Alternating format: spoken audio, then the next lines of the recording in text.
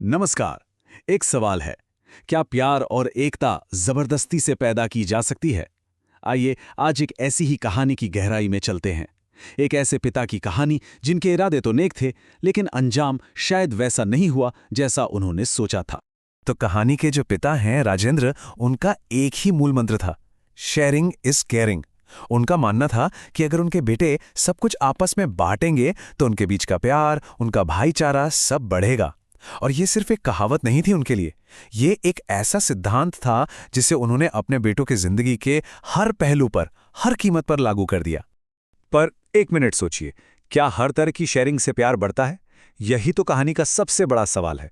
क्या हर चीज को शेयर करने के लिए मजबूर करना सच में प्यार पैदा करता है, या फिर घुटन और नाराजगी? और यही वो टकराव है जो आगे चलकर इस परिवार की बुनियाद को हिला कर रख देगा।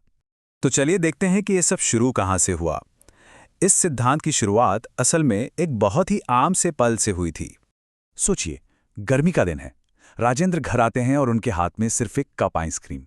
अब घर में बेटे हैं 3, राजीव, जीवन और वरुण, और जाहिर है तीनों से लेकर लड़ने लगते हैं। पर राजेंद्र उन्हें डांटते नहीं हैं, उसके बजाय वो एक अलग ही हल निकालते हैं। कहते हैं, तीनों भाई एक ही कप से बारी बारी से एक एक चम्मच आइसक्रीम खाओ। उनके लिए ये भाईचारे का पहला पाठ था।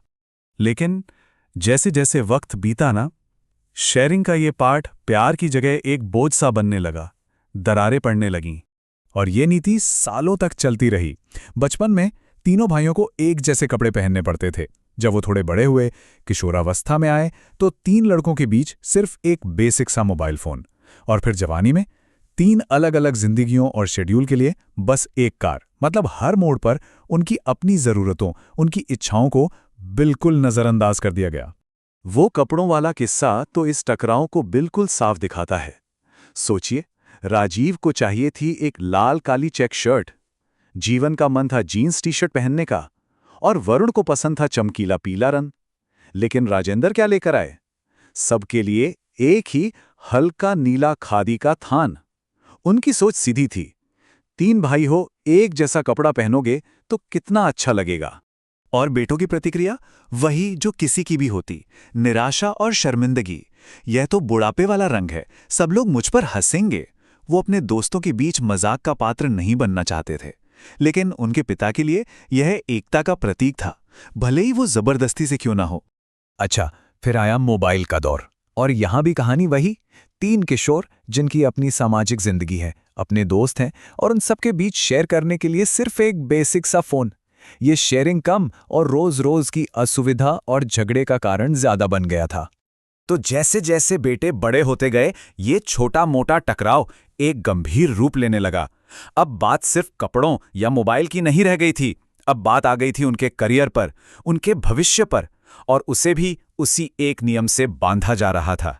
यह फर्क साफ दिखता है। बेटों के सपने और पिता की योजना में जमीन आसमान का फर्क था। राजीव, जिसने एमबीए किया था, वो एक बड़ी कॉर्पोरेट कंपनी में नौकरी करना चाहता था। जीवन एक क्रिएटिव वेब डिजाइनर बनना चाहता था, और वरुण, उसके दिल में एक लेखक बनने की ख्वाहिश थी। लेकिन राजेंद्र ने क्या किया? उन्होंने इन सारे सपनों को एक तरफ रखा और तीनों को अपने अनाज के थोक के कारोबार में लगा दिया। अब कहानी में एक नया मोड़ आता है। तीनों भाइयों की शादी हो जाती है और घर में आती हैं 3 बहुएं, वीणा, नैना और नूतन। और उनके आने के साथ ही राजेंद्र का वो सबके लिए एक वाला नियम अब एक नई और शायद सबसे कठिन परीक्षा से गुजरने वाला था। इस बार टकराव का नया केंद्र बनी रसोई। हुआ ये कि वीणा और नैना को कम मसाले वाला खाना पसंद था, वहीं नूतन को पसंद था तीखा मसालेदार खाना। लेकिन नियम तो वही था, एक रसोई, पूरे परिवार के लिए एक ही चीज बनेगी और सब बारी बारी से बनाएंगे। नतीजा, रोज के झगड़े और मनमुटाव। और एक दिन ये झगड़ा इतना बढ़ गया कि बात घर छोड़ने तक आ गई। एक बहू ने रो रो कर कह दिया, मैं अपने पापा को फोन लगा रही हूं, मैं अब यहां एक पल नहीं रह सकती।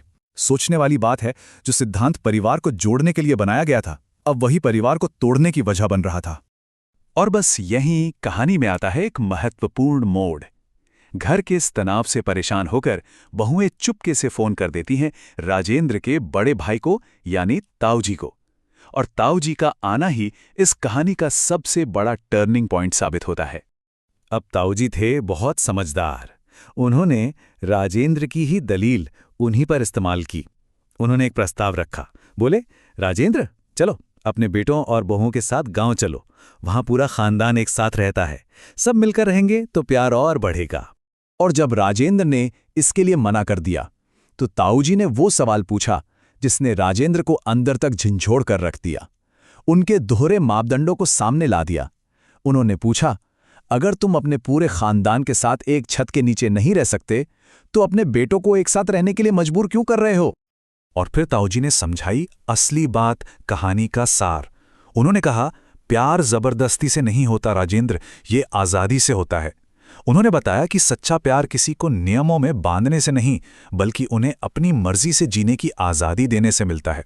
उन्होंने राजेंद्र को आईना दिखाया कि उन्होंने अपने बेटों से हर चीज़ तो शेयर करवाई, लेकिन उनके सपने, उनकी पहचान वो कभी शेयर नहीं की।